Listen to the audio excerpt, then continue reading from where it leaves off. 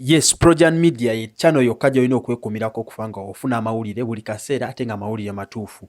Kakinina, Carol, Ashaba Gloria, Nakandi Farida, Rosette, Zawedde, bano bosobola kowa beebaza okuba nga boba likinga bakomentinga ne basharinga content wa Projan Media n'abalala Team Oman, Team Saudi Arabia, Team Uganda, Team Kampala, waliwo Team Makerere ate naye mbadde ndudde obatumirako ba Team Makerere mulimu gw'amaanyi nnyo. Team Kasokoso mwebale nnyo.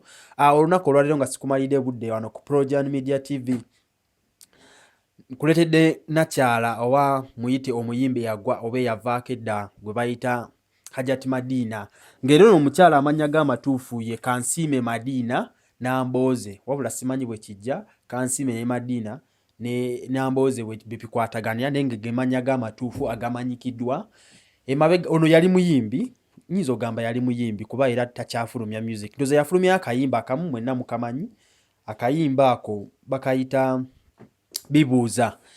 Omukyala yayimba akayimba kakwata akati, kakwata buli wamu kuba embuzi zaali zibuuza mu kayimba ke kamu, engoye zibuuza, olujja lubuuza, kayimba mukategeera. Oba tukategeera genda ku YouTube owandiikemu Hajati Madina Bibuuza, bajja kuba basobola okuleeta akayimba ojja kuba okategeera bulungi. Kayimba kakwata mu Kampala, yaliko hit muno mu Kampala ng'era abantu abasinga baakayina mu masimu gaabwe ne ku leediyo nga kakuba nnyo.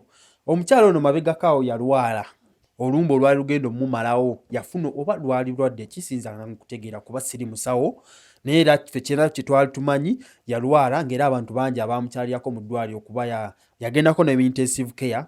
Babebekulu baaliyo, abayimbi bangi abaagendayo ne bannabyabufuzi.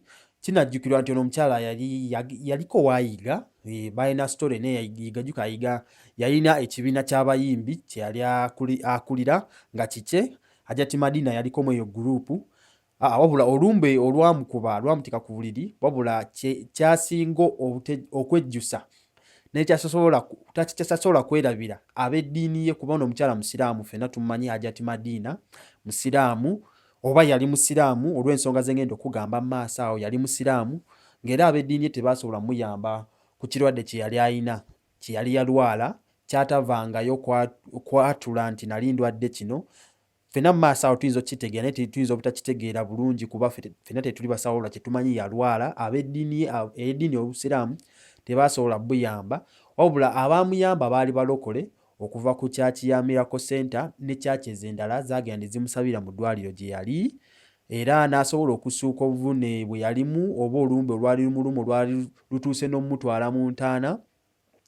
Ku bano abalokola abaamuyamba mwalimu aba Miracle Center Cathedral Rubaga, eyo kyaki ng'ekulemberwa omusumba Pastor Robert Kayanja, ffenna tumumanyi ayambye abantu bangi nnyo, ng'era musajja y'omu ku bapasita abatutumufu muno wakati mu ggwanga mu Uganda kuba Kayanja Ministries, Kayanja nnene, ayina ne TV emu muno mu ggwanga bagita Channel 44.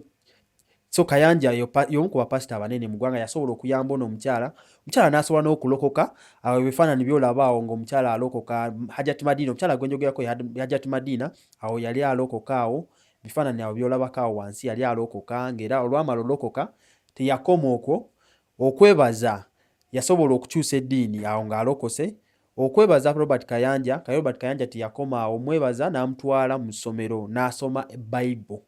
Yamutwala ku ssomero lya Robert Kayanja, erya Pastor Robert Kayanja erisomesa Bible, bagiyita Miracle Bible College, gyera gye yakuggukira mu Bible, ng'era ndowooza wayisewo emyaka 2 kati ndowooza yakenkuse mu Bible kuba yagraduatinze, ebifaananyi nga bw'obirabawo yamaze n'agraduatinga, ng'era kati ssaawa zino mukenkufu nnyo mu Bible, takyali Hajati, takyali musiraamu, ng'era bw'oba oyagala omwebuuzako mu bya Bible byonna genda wa Hajati Madina. Simanyi oba erinnya lya Hajati yali eggyeko, naye ffenna tulimanyi amannya g'amatuufu ye Kansiime Madina Nambooze. So erya Madina simanyi oba akyalina, naye Hajati Madina ffenna gwe twali tumanyi Bibuuza kati mulokole, era ne kati yakenkuse mu Bible essaawa yonna aggulawo kyaki eyiye. Geego ssaawa zino agaliwo ku Hajati Madina. Ekinaaba kyeyongeddeko kyonna ku Hajati Madina ngenda kuba nkikutuusako wano ku Projan Media TV kuba gwe mulimu gwaffe okuba nga tuku updates. Gwali Oman, Dubai n'ensi z'Abawarabu zonna mbaagala nnyo okwekuumira ku Projan Media TV, ate gwe mulimu gwange okubatuusaako ensonga nga bwe zitambula wano wakati mu ggwanga we mutali. Mwekuumireko tunaddamu olulala nga nkomyewo neggulira eddala oba story eyeeyongeddeko ku eno story ya Hajjati Madiina. Mweraba.